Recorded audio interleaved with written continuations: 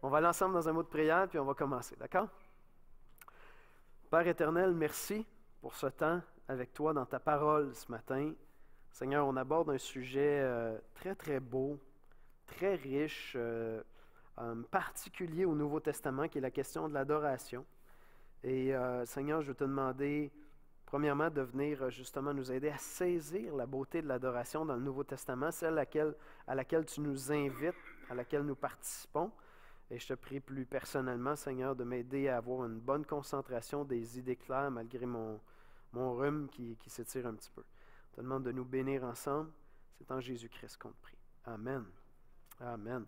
Alors, on est dans le cours que les nations se réjouissent. Et pour nous, ce matin, c'est la dernière leçon, la leçon 11. Pardon. Je rappelle que ce cours-là est basé sur le livre de John Piper, que les nations se réjouissent. C'est même... il est plus que basé, d'accord? Je fais juste exposer le livre. Puis après ça, je contextualise un petit peu pour notre Église. Citation que j'ai aimé répéter tout au long du cours de John Piper. Vous l'avez sur votre page couverture de vos notes. Le but suprême de l'Église n'est pas la mission, c'est l'adoration. Si la mission existe, c'est parce que l'adoration n'existe pas. Et donc, notre but en allant évangéliser, en allant annoncer l'Évangile, autour de nous, dans nos familles, jusqu'aux extrémités de la terre, c'est quoi? Notre but, c'est de voir des gens qui ne sont pas des adorateurs de Dieu devenir des adorateurs de Dieu. C'est ça le but. Donc le but de la mission, c'est pas la mission. C'est pas une fin en soi, la mission. Le but, c'est vraiment l'adoration.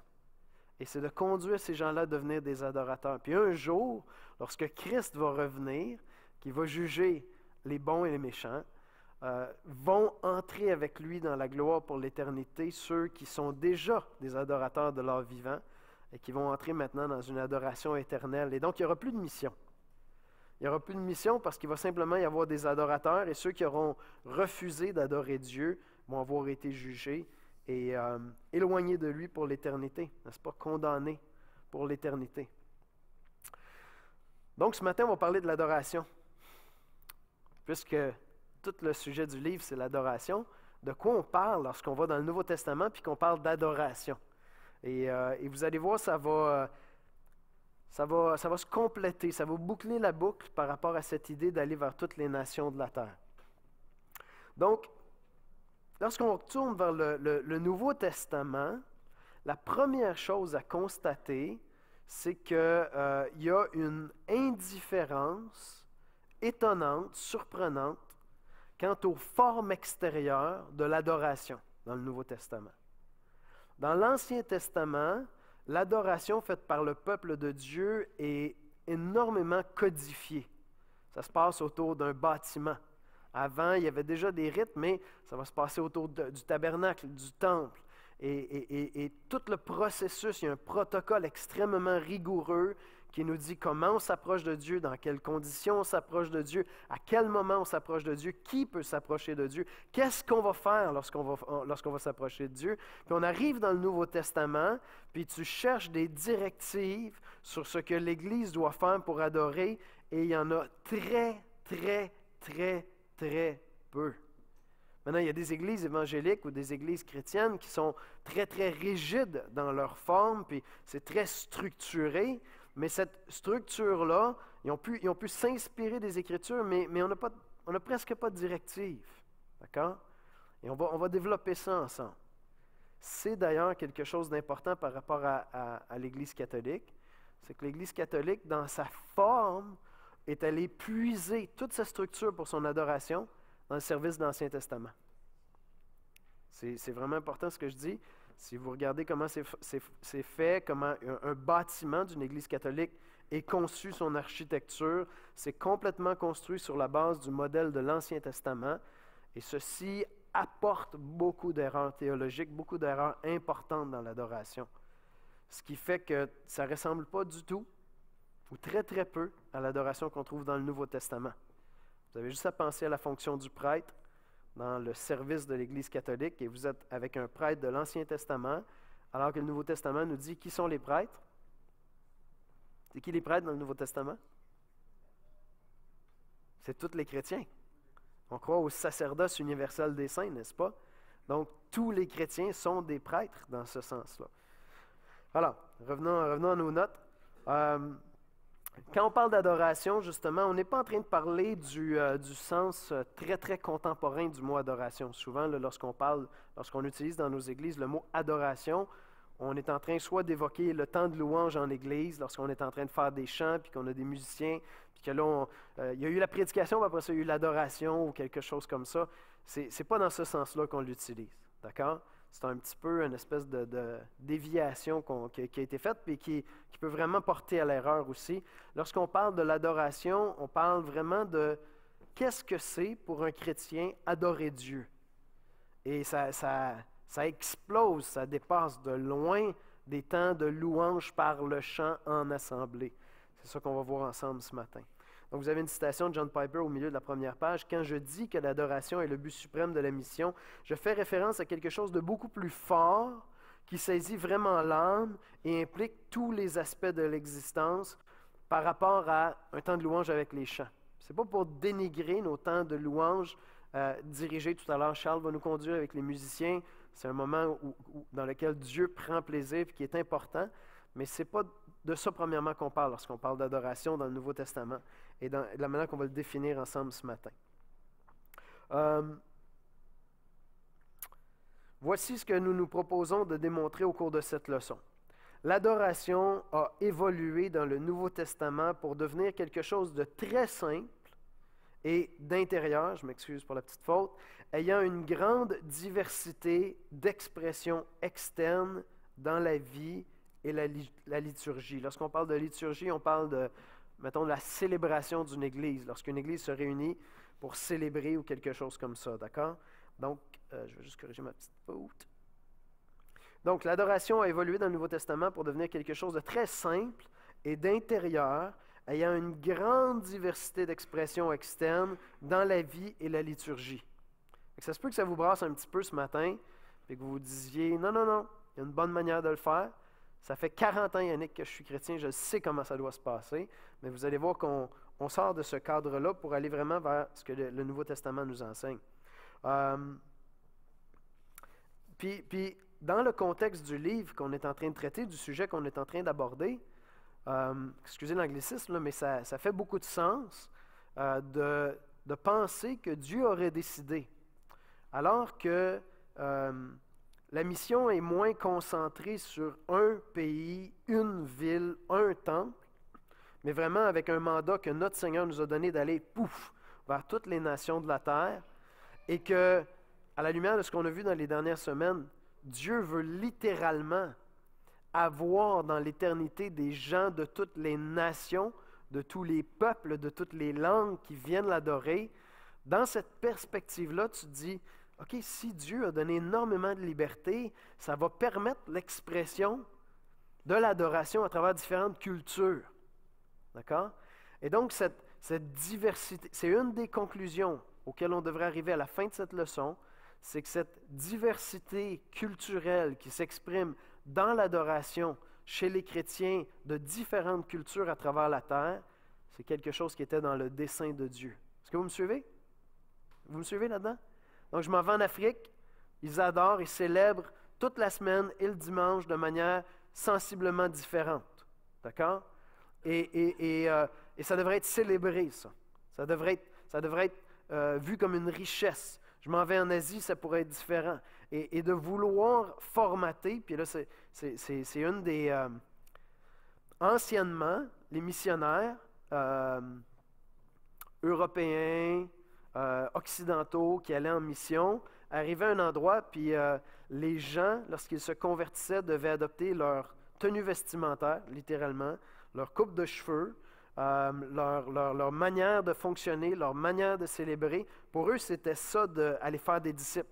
C'était aller faire des Occidentaux qui croient en Jésus, parce que les Occidentaux croient en Jésus. Puis là, on a compris, avec des missionnaires comme Hudson Taylor, qu'on était en train de communiquer un message qui n'était pas le message de la parole. Il y avait l'Évangile, mais l'Évangile était comme tout caché par cette espèce de vision-là, très colonialiste. D'accord? Puis on a compris ça. Maintenant, comment est-ce que ça peut se reproduire ça, en notre époque aujourd'hui? Bien, de manière moins violente, moins autoritaire, mais à travers le web. À travers le web, il y a des modes au niveau de l'adoration, de la célébration, qui partent, bouf, puis là on écoute, puis tout le monde est en train d'écouter du praise qui est fait en Australie par une église en particulier là-bas, puis qui est connue partout dans le monde, puis c'est tellement génial, puis on va tout chanter ça au ciel. Toute notre louange pour l'éternité va se faire en anglais, au ciel, inspiré de cette église-là en Australie, c'est ça? C'est pas ça qui va se passer. D'accord? Et donc, on ne devrait pas chercher comme Église moderne à nier nos différences culturelles, mais ces différences-là devraient venir enrichir l'Église. Dès maintenant, parce que ça va être le cas dans l'éternité. D'accord? Je ne sais pas si quand on va arriver au ciel, on va tous faire des retours à nos racines culturelles, puis Dieu va nous donner une couple de milliers d'années pour dire, OK, là, vous êtes toute une gang d'Américains, là. Maintenant, on va faire ça comme il faut. Allez retrouver vos racines, puis on va trouver des couleurs différentes. Je ne sais pas, je fais des blagues, mais vous comprenez? Cette diversité-là est célébrée par Dieu. Alors, au haut de la page 2, pour résumer, on trouve dans le Nouveau Testament un degré d'indifférence absolument stupéfiant envers l'adoration en tant qu'expression externe et une profonde intensification de l'adoration en tant qu'expérience intérieure du cœur. Puis ça, encore là, c'est plein de bon sens. Si vous vous rappelez, on pourrait résumer la critique majeure que Dieu adresse au peuple d'Israël dans l'Ancien Testament, c'est quoi? C'est qu'ils adorent extérieurement, mais que le cœur n'est pas là, n'est-ce pas? C'est une des critiques les plus importantes que Dieu adresse à son peuple. Oui, vous m'offrez des sacrifices, les chants sont là, tous les instruments sont super bien accordés, les voix sont parfaites, tout est là, mais le cœur n'est pas là. Puis c'est une des critiques les plus importantes dans l'Ancien Testament. Alors on arrive dans le Nouveau Testament, c'est comme si Dieu dit, c'est pas la fin du monde, c'est sa fausse, tu sais. Si ton cœur est à la bonne place, dans un sens. D'accord? Je ne suis pas en train de dire qu'on ne veut pas bien faire les choses pour le Seigneur, au contraire. Donc Jésus, excusez.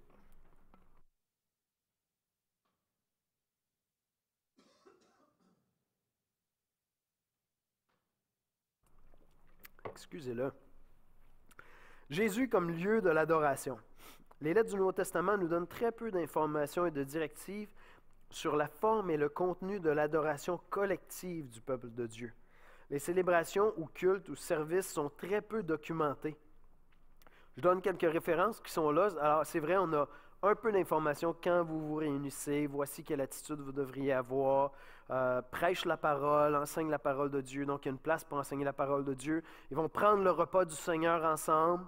Mais encore là, quand vous dites, si vous cherchez là, dans le Nouveau Testament, à quel moment l'Église prend le repas du Seigneur? Comment ça se passe? Des fois, les anciens, on est en train de discuter des questions comme, est-ce que c'est nécessairement les anciens qui doivent... Est-ce qu'un petit groupe de quartier pourrait prendre le repas du Seigneur? C'est une bonne question, parce que la réponse, il y a pas, je ne peux pas comme aller à la page 243, troisième paragraphe, directive sur le repas du Seigneur. Il ne se fera qu'en assemblée dirigée par un pasteur dûment reconnu et mis à part par l'Église. J'ai pas ça, vous comprenez? Donc, il y a très, très peu, là. OK, oui, ils prennent le repas du Seigneur, ça c'est clair, c'est une directive claire. Ils vont prêcher la parole, ils vont prier ensemble, ils vont s'entretenir par des chants, des cantiques, ça c'est tout clair. Quand est-ce que ça se fait? Comment ça se fait? Dans quel déroulement? Est-ce que ça doit se faire toujours en grande assemblée? Est-ce que ça se fait dans des petits groupes? Est-ce qu'il doit toujours y avoir un pasteur qui officie ça? Qui peut faire quoi dans ça? Vous voyez, c'est toutes sortes de choses qui ne sont pas définies dans le Nouveau Testament. Puis là, on semble encore une fois parler beaucoup de célébration quand on parle de ça. Donc on sait qu'il y a des éléments qui doivent être présents, mais on doit constater que si on compare avec l'Ancien Testament, là rappelez-vous, Deutéronome, rappelez-vous des directives, Exode, comment ça fonctionne, tout était super clair. Tu savais comment tisser ton tissu pratiquement pour la soutane du prêtre, d'accord? Tout était clair, bien défini, au quart de tour. Tu n'avais pas besoin de régisseur pour ça. Tout le monde savait, ça se passe exactement comme ça. J'arrive dans le Nouveau Testament, très peu de directives. Puis on va faire une comparaison, d'accord? Le mot, si vous allez au milieu, je crois, de ma page 2, là, le mot le plus souvent utilisé dans l'Ancien Testament, en hébreu, mais aussi dans la version grecque de l'Ancien Testament, pour parler d'adoration, son sens véritable, c'est se prosterner. D'accord? Donc, quand vous êtes dans l'Ancien Testament, puis que vous voyez à un moment donné le mot adoration qui apparaît, le mot hébreu qu'il y a derrière, puis lorsqu'on a traduit l'Ancien Testament, la Septante, en grec, on a respecté ce sens-là, on a pris un mot grec. Pardon, ces mots-là signifient se prosterner, c'est ça que ça signifie. Quand j'arrive dans le Nouveau Testament, la notion de se prosterner, donc le même mot grec proskuneo, je le retrouve dans le Nouveau Testament essentiellement 26 fois dans les 4 évangiles, la majorité du temps pour désigner ce que quelqu'un faisait quand il arrivait devant Jésus. Vous savez, quand vous pensez à des passages du Nouveau Testament, il arrive, puis paf, il jette aux pieds de Jésus, il se prosterne devant Jésus. C'est le même mot grec que j'ai là, qui est dans l'Ancien Testament. Mais ça, c'est dans les évangiles, puis Jésus est là. Fait que les gens arrivent, paf, ils jettent à ses pieds, Seigneur, puis ils sont impressionnés, sa grandeur, sa beauté, sa puissance. Puis là, donc ils se prosternent devant Jésus. Jésus monte au ciel. Tu arrives dans le reste des épîtres qui nous expliquent comment l'Église va fonctionner. Maintenant que Jésus est parti au ciel, pouf, proskuneo est pratiquement plus là. Une fois, 2 fois, vraiment pas grand-chose. Même dans certains cas, c'est des illustrations. Et donc, le mot le plus important dans l'Ancien Testament pour désigner l'adoration, il n'est plus là dans le Nouveau. On s'en sert plus. Et donc, il y a quelque chose de majeur qui vient de changer quand j'arrive dans le Nouveau Testament, d'accord? Dans l'Ancien Testament, on se prosterne. Quand Jésus était là, on se prosternait. Quand est-ce qu'il réapparaît, ce mot-là? Il réapparaît dans l'Apocalypse. C'est drôle, hein? Quand on va être dans la présence de Dieu, quand on va être dans la présence de Christ, hop, le mot réapparaît, là. Mais dans les directives pour l'Église, actuellement, avant le retour du Seigneur, entre son élévation puis son retour, pratiquement pas utilisé. Pardon. Pourquoi est-ce que le Nouveau Testament néglige ainsi de nous éclairer sur les pratiques de l'adoration collective? Il doit avoir une raison à ça. Évidemment, il y en a une. Jésus libère l'adoration de tout lieu et de toute forme. Jésus nous a donné la réponse, et probablement que le passage le plus important pour le comprendre, c'est dans Jean 4, 20 à 24. Mais juste avant d'aller là, on va aller voir des passages assez stupéfiants qui provoquent la réflexion. Dans Matthieu 12, 6. « Or, je vous le dis, il y a ici quelque chose de plus que le temple. » Je ne sais pas si vous vous rappelez quand Jésus envoie cette réplique-là. Et donc, il est en train de parler de lui-même. Puis il dit qu'en lui-même, dans sa personne, il y a quelque chose de plus grand que le temple, qui était vraiment le lieu d'adoration, de célébration. Dans Jean, Jésus leur répondit, Jean 2, 19, « Détruisez ce temple, et en 3 jours, je le relèverai. » Et Jean narre ensuite, commente, puis il dit, il est en train de parler du temple de son corps. OK? Donc, Jésus est en train de dire qu'avec sa venue, il y a quelque chose de plus grand que le temple qui est là, puis il dit même, vous pouvez détruire ce temple, je vais le rebâtir en 3 jours. Son propre corps. Et donc, il y a un déplacement qui est en train de se faire ici. D'accord? Tout le focus dans l'Ancien Testament de l'adoration, de la célébration était sur un lieu géographique, sur un bâtiment précis, sur un endroit très précis dans ce bâtiment-là, l'Arche de l'Alliance, où allait reposer le regard de Dieu et la présence de Dieu. C'était le lieu très saint. Puis Jésus vient et il dit, il y a quelque chose ici de plus grand que tout ça. Tadam, c'est moi, c'est Jésus. D'accord? C'est ça qu'il est en train de dire. Et tranquillement, les autorités juives ont commencé à comprendre ça, puis ont dit, OK, non, ça ne marche pas, il faut le tuer. Ces paroles allaient lui valoir la peine de mort. Mais Jésus nous a ainsi enseigné sur la place et le lieu de l'adoration. Il déplace, pour ainsi dire, le lieu d'adoration du temple vers sa propre personne. Puis bon, on ne va pas développer tout ça ce matin, mais dans la personne et l'œuvre de Jésus-Christ, toutes les fonctions essentielles du temple sont accomplies, n'est-ce pas? Tout ce qu'on allait faire au temple est résolu dans la personne de Jésus-Christ et de son œuvre, son sacrifice à la croix, sa résurrection. Il n'y a plus lieu d'avoir un temple pour répéter des choses qui ne faisaient qu'annoncer, dans le fond, ce que Jésus allait faire. Tout est accompli en Jésus-Christ. D'accord? Donc, Jésus-Christ est maintenant notre repos à nous, notre lieu, pas physique, d'adoration. OK? Donc, on continue dans la même idée. Mais ce que ça veut dire, c'est qu'il n'y a plus de bâtiment. Il n'y a plus de sacrifice. Okay, on n'a plus besoin d'un bâtiment particulier, il n'y a plus de sacrifice nécessaire. Tout a été accompli en Jésus. Et là, il y a vraiment une drôle de faute qui s'est mise dans ma phrase. Là. Je ne sais pas si vous l'avez remarqué. C'est dans sa grande conversion avec une femme, conversation, d'accord? Je suis vraiment désolé, quand j'ai vu ça, j'ai dit « ouch », OK? Je n'ai pas enseigné dans sa grande conversion avec une femme, d'accord? C'est dans sa grande conversation avec une femme au bord d'un puits que Jésus nous enseigne et nous révèle ce que Dieu entend par adoration. Je vais vous lire le passage rapidement. Jésus parle avec la femme samaritaine. « Nos pères ont adoré sur cette montagne. » C'est la dame samaritaine qui dit ça. « Et vous, dites, vous les Juifs, que le lieu où il faut adorer est à Jérusalem. » Jésus prend la parole. « Femme, lui dit Jésus, crois-moi, l'heure vient où ce ne sera. L'heure vient où ce ne sera ni sur cette montagne, ni à Jérusalem, que vous adorerez le Père. Vous adorez ce que vous ne connaissez pas, en parlant des Samaritains. Nous adorons ce que nous connaissons, car le salut vient des Juifs. Je ne suis pas sûr que c'était facile à avaler, ça. Mais l'heure vient, et elle est déjà venue, où les vrais adorateurs. Donc, il a parlé des non-Juifs, il a parlé des Juifs, là maintenant, il parle des vrais adorateurs. Les vrais adorateurs adoreront le Père en esprit et en vérité, car ce sont là les adorateurs que le Père demande. Dieu est esprit, et il faut que ceux qui l'adorent en esprit et en vérité. Et donc, sans faire toute l'exégèse de ce passage-là, Jésus est en train de nous enseigner que ça va être en esprit qu'on va adorer plus que dans un lieu quelconque, clairement par l'Esprit Saint qui va nous être donné.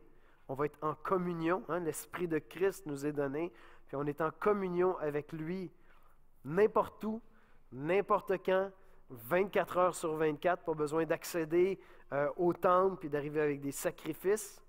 Et en vérité, parce qu'en Jésus-Christ, on va connaître véritablement Dieu. C'est un peu ça qui est développé dans la série sur Éphésiens. Dans la lettre aux Éphésiens, quand Paul commence puis il dit « OK, là, attendez, là, je sais que vous avez entendu l'Évangile, vous avez cru en Jésus, mais réalisez-vous toutes les vérités qui nous sont révélées sur la personne de Dieu à travers l'Évangile?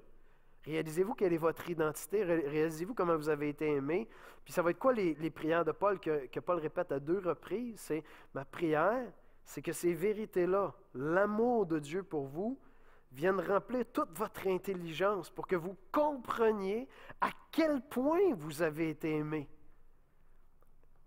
Fait qu'en quelque sorte, Paul est en train de nous dire, vous allez alors adorer Dieu en esprit et en vérité par une illumination de votre intelligence, des yeux de votre cœur. Vous allez saisir la grandeur de l'Évangile, la grandeur de l'amour de Dieu pour vous, et vous allez l'adorer conséquemment. À cette compréhension, cette vérité sur la personne de Dieu. Donc, les expressions en esprit désignent très certainement que l'adoration doit se faire par la puissance de l'esprit, et l'adoration en vérité doit exprimer l'idée d'une adoration qui repose sur une connaissance réelle et véritable de la personne de Dieu. Rappelez-vous, Jésus confrontait les autorités juives puis leur disait « Vous ne connaissez pas Dieu. » Puis là, eux, c'est quoi? C'est notre Père. On connaît Dieu, on est fils d'Abraham, c'est notre Père, on le connaît. Vous ne connaissez pas Dieu. Si vous connaissiez Dieu, vous me connaîtriez. Vous ne connaissez pas Dieu. Donc, vous ne connaissez pas la vérité sur Dieu. D'accord? Et lui, Jésus, est la vérité qui vient leur révéler qui est Dieu. Connaissez Jésus, puis vous connaissez le Père. C'est ça qu'il dit à Philippe. Hein? Philippe, je suis avec toi. Tu ne connais pas le Père. Mais si tu m'as connu, tu as connu le Père. Tu es en communion avec le Père.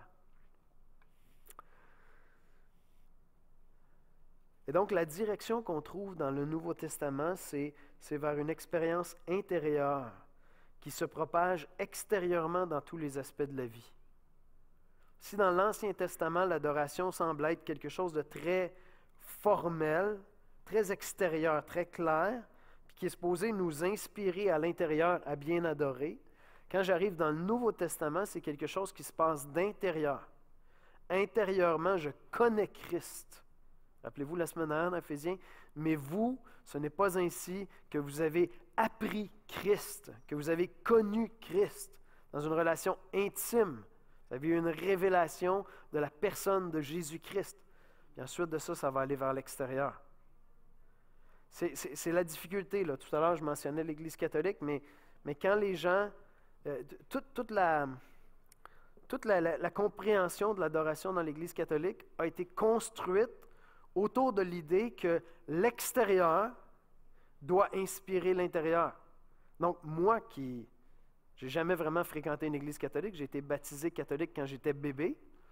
J'ai été baptisé catholique à ce moment-là, mais à 7 ans, j'allais dans une église évangélique, donc j'ai aucune connaissance de ça. Mais moi encore aujourd'hui, si je rentre dans une belle cathédrale, avec les architectures absolument extraordinaires. Il y a un ami là, qui vient de revenir de vacances, il est en Espagne, il m'a parlé des églises gothiques là-bas. Je rêve d'aller dans ces églises gothiques-là. Puis si je rentre dans ça, hormis le fait que, en bon iconoclaste baptiste, j'aurais le goût de prendre une masse et briser des idoles, une fois qu'on a fait le ménage des idoles, l'architecture de cette place-là, t'es comme « Oh! » Hein? Et là, tu as l'impression que, pour moi, une grande cathédrale, c'est comme si j'étais en forêt. Mais c'est plus sain, je pense, en forêt, parce que j'ai juste la création de Dieu plutôt que tout ce qui a été dénaturé là. Mais il y a ça, hein? Mais c'est volontaire. C'est volontaire.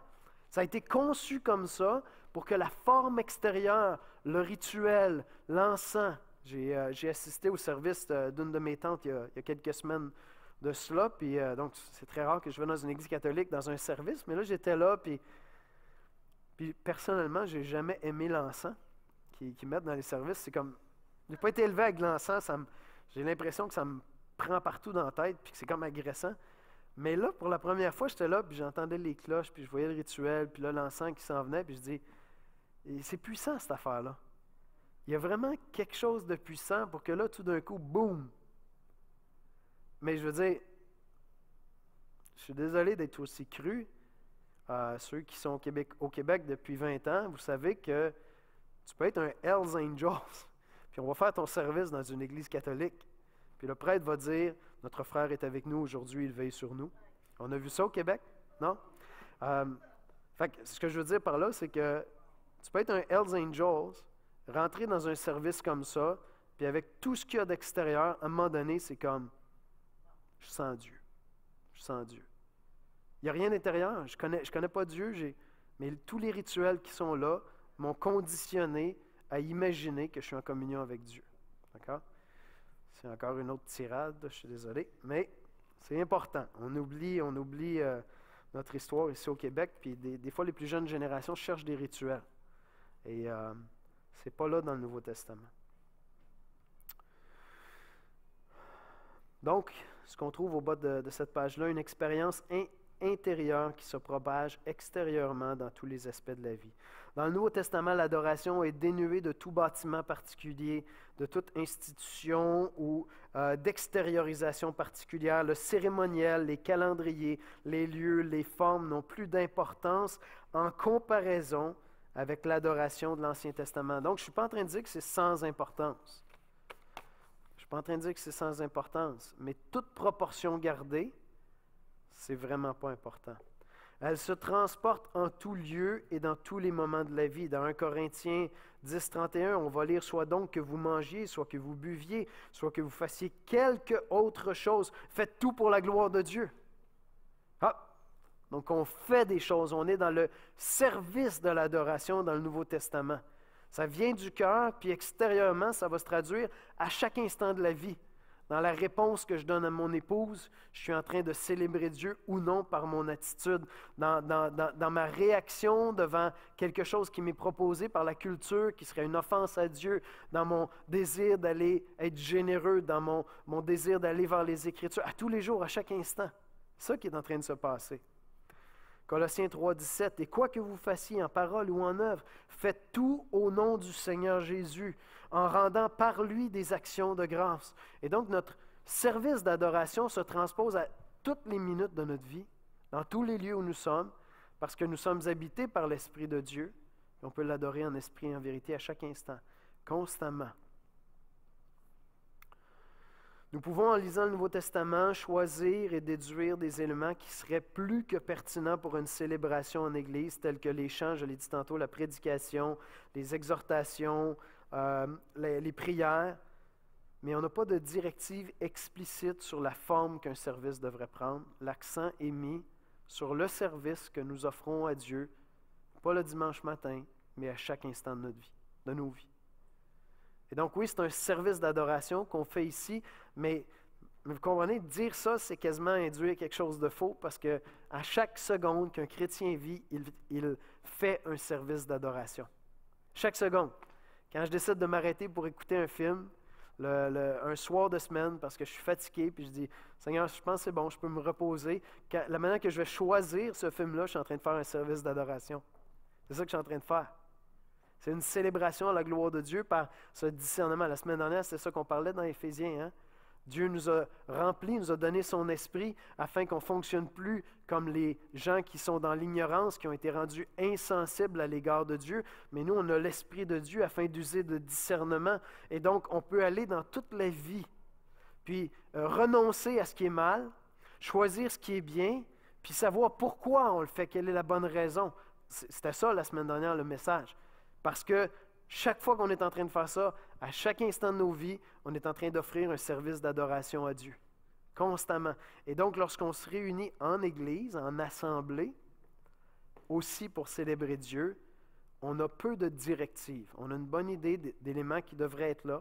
Régulièrement, quand l'Église se rassemble, elle devrait prendre le repas du Seigneur. Régulièrement, quand l'Assemblée se rassemble, elle devrait exposer la parole de Dieu, enseigner la parole de Dieu, prier ensemble, s'entretenir par des cantiques de louanges. D'accord? Régulièrement, lorsqu'on se réunit, on devrait faire ça. Quelle forme? Est-ce qu'on doit faire ça une fois par mois, le repas du Seigneur, à chaque semaine? Vous voyez, puis là, il y a toute une diversité en différentes dénominations, puis en différentes cultures. Donc, ça va même jusqu'à toute la question des dénominations. Lorsque les gens vous disent « Ouais, mais pourquoi il y a autant de dénominations, puis vous êtes tellement divisés? » Mais c'est vrai que pendant longtemps, il y avait comme une espèce d'esprit de clocher, même entre les églises évangéliques. C'est beaucoup moins présent, ça, aujourd'hui. Et donc, une des réponses, un esprit de clocher, je vois des visages, un esprit de clocher, ça veut dire, moi je suis de telle paroisse, puis toi tu es de telle paroisse, puis on se parle, c'est une expression québécoise. Un esprit de clocher, ou peut-être française même, mais ça veut dire quand les paroisses, là, ça c'est mon clan, ça c'est ton clan, puis il peut y avoir un esprit de clocher en dénomination. Je suis de telle dénomination, telle dénomination. C'est moins présent maintenant. Et donc, une des réponses, une des belles réponses à faire à des gens qui ne sont pas chrétiens, qui nous posent des questions, vous pouvez dire, bien écoutez, il y a des sectes qui se réclament du christianisme et qui enseignent l'erreur.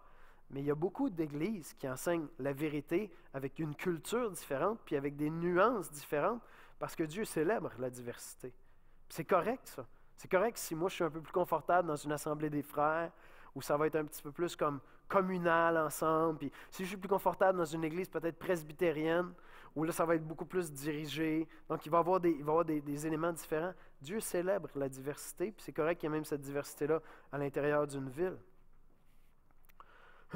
Jean Calvin, qui est perçu comme un des gars les plus rigides de l'histoire.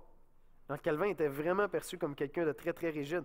Voici ce qu'il a écrit dans les institutions chrétiennes. Quant à la discipline extérieure et aux cérémonies, le Seigneur n'a rien voulu nous ordonner de particulier, ni nous indiquer mot à mot comment nous devons nous comporter, puisque cela dépend de la diversité des époques et qu'une forme ne conviendrait pas à toutes les situations. Enfin, comme Dieu n'a rien enseigné de façon expresse, puisque cela ne concerne pas notre salut et qu'il convient d'agir de façon diverse selon qui est nécessaire pour l'édification, nous devons en conclure qu'on peut les changer, en fixer de nouvelles et supprimer celles qui ont été jusque-là la norme pour la vie de l'Église. Je reconnais qu'il ne faut pas tout changer tout le temps, sans bonne raison.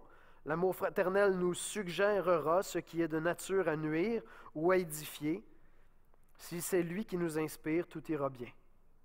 Et donc, ça ne veut pas dire que tous les dimanches, On devrait virer les chaises de bord, décider que tout le monde chante par là-bas pendant que les musiciens sont ici, puis on sort les livres de cantiques une semaine, l'autre semaine on est avec ça. On décide pendant 3 mois qu'on ferme le bâtiment, on fait juste ça dans les maisons. C'est pas ça l'idée, d'accord? On ne s'amuse pas à changer les choses pour changer les choses. Il y a quelque chose de malsain là-dedans parce qu'à un moment donné, le changement devient une idole en lui-même. Puis on est comme dans la culture du changement, puis on suit les modes, puis comme je disais, on est tous des adorateurs australiens, américano-australiens qui louent tout avec du Hillsong, toute la gang, pour ne pas les nommer. Mais, donc, c'est pas ça l'idée. Mais en même temps, Jean Calvin, il dit, non, le Nouveau Testament est clair. Il y a beaucoup de liberté. Et donc, c'est même correct, dans une certaine mesure, à ce que lorsque l'Église passe d'une génération à l'autre, au fur et à mesure que la jeune génération s'instruit bien dans les Écritures, pour ne pas partir après des modes, puis décider que ça nous prend des lampions dans la salle pour adorer Dieu, parce que je ne sens pas la présence de Dieu s'il n'y a pas des lampions. Il y a tout un mouvement de Emerging Churches qui a été très fort, puis c'était très rituel. Sans permettre cela, au fur et à mesure que la nouvelle génération est bien fondée dans les Écritures, puis qu'elle dit « Ah, sais-tu, nous on ferait ça un petit peu différemment ». L'Église doit avoir cette ouverture-là, puis cette assemblée-ci a eu cette sagesse de dire on se réjouit de voir tranquillement les jeunes générations prendre la relève, puis s'approprier dans un sens l'Église, sans rejeter les autres générations. Donc l'Église doit être une Église de toutes les générations, puis c'est pas toujours confortable, cette affaire-là. D'accord? Mais ça devrait être l'esprit dans lequel on le fait, puis ça devrait être dans cette direction-là qu'on devrait aller constamment. Il y a donc une formidable intensification dans le Nouveau Testament de l'adoration en tant qu'expérience spirituelle intérieure. Ce qui fait, pour boucler la boucle avec notre livre, puis après je vais juste lire les quelques lignes de résumé, ce qui fait que, là je vais prendre un terme un peu mercantile, mais que l'Évangile s'exporte très bien. D'accord? L'Évangile doit très bien s'exporter. Parce qu'elle n'a pas de forme. L'Évangile n'a pas de forme. Il n'est pas attaché à une seule culture. Il doit au contraire pouvoir pénétrer toutes les cultures. Puis au fur et à mesure qu'il y a des gens qui vont venir à la connaissance de Jésus-Christ dans chacune des cultures, ils vont développer un discernement avec la parole de Dieu pour célébrer Dieu dans leur vie quotidienne. Et lorsque l'Église se rassemble, en l'exprimant à travers leur culture. Mais tout en honorant toutes les Écritures. D'accord? Puis ça fonctionne. Je fais partie de groupes de pasteurs qui font des appels peut-être aux 2 mois. Puis sur mon pastor's call, il y a des gars qui sont en Allemagne, il y a des gars qui sont en Afrique du Sud, il y a des gars qui sont dans les Caraïbes. Malheureusement, il n'y a pas de Chinois. J'aimerais ça. On n'a pas de gens d'Asie. Mais il y a quand même déjà une diversité qui est importante en Amérique latine. Et puis évidemment au Québec, qui est quand même différent, au Canada anglais. Puis lorsqu'on parle ensemble, on peut discuter, même si j'allais les visiter dans leur église, ce serait différent. D'accord? Mais on est capable de discuter ensemble, puis parler de l'église, puis de l'adoration. Donc, qu'est-ce qu'on a vu en résumé dans ce cours-là? Si on essaie de résumer un petit peu le livre. L'adoration, le but de la mission est donc que les peuples se réjouissent de la grandeur de Dieu. Le but de la mission, c'est ça. Le but de la mission, c'est l'adoration, c'est de conduire des gens à devenir des adorateurs. La prière est au cœur de la mission car Dieu est l'agent principal de la mission, se réservant la gloire de cette œuvre grandiose.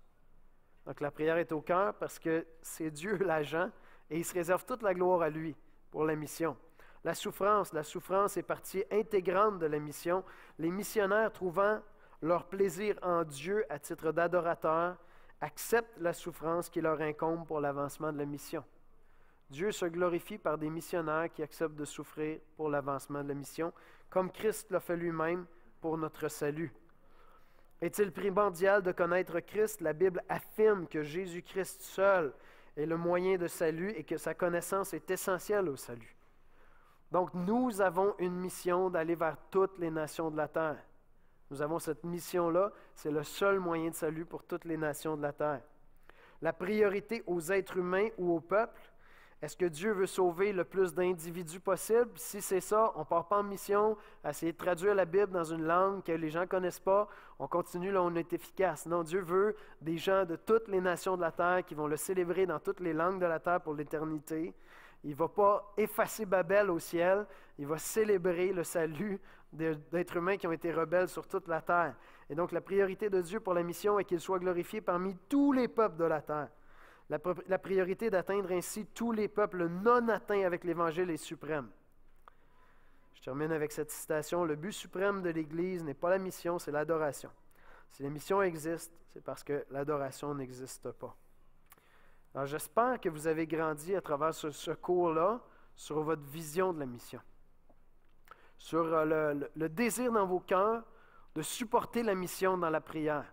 Je vous rappelle qu'on a fait l'acquisition de livres qui vous présente tous les peuples non atteints sur la terre et qui vous dit où est-ce qu'on est rendu dans l'évangélisation mondiale. Le livre est en anglais, mais c'est tellement simple comme data que vous pouvez vous le procurer la prochaine fois qu'on sort notre table de livres et puis lire jour après jour pour un peuple qui n'a pas été atteint, puis savoir où est-ce qu'on est rendu, c'est quoi les requêtes qu'on devrait prier, c'est quoi les difficultés pour aller là-bas. La Bible est traduite jusqu'à quel pourcentage dans leur langue? Est-ce qu'on a un film Jésus dans leur langue qu'on peut projeter là-bas? Comment est-ce qu'on essaie de les rejoindre?